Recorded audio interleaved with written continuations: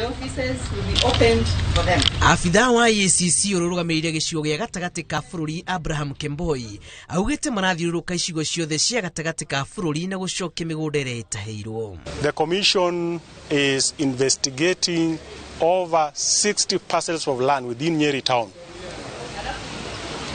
Most of it is grabbed from what is formerly or what is reserved for government houses. Makiaria thutha wa gucera kaunti-ini ya Nyeri guthurima uria mitaratara ya kurana ungumania ikirirwo na kuria kwirikanite ni gwitahirwo mugunda wa bilioni 1 wa thirikari. Maabitha ya marauga gutiri undu ukumahinga gucokia kiria gibati gukorwo kiri moko-ini ma thirikari. We have filed cases in over 30 of them here in Nyeri law courts, the court that deals with matters land, and we are still investigating with a view of taking such similar action.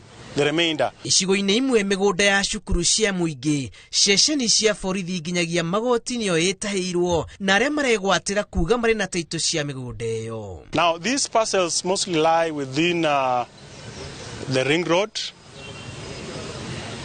you know, where the PC's residence is, where the DC used to live, and all the other government houses, even just across here, across the road, where we have some churches and other government buildings. We are interested in recovering those parcels of land.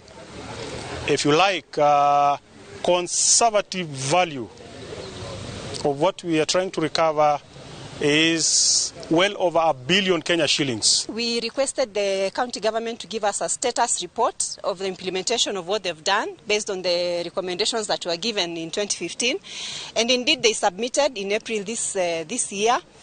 And remember, those are documents submitted by them.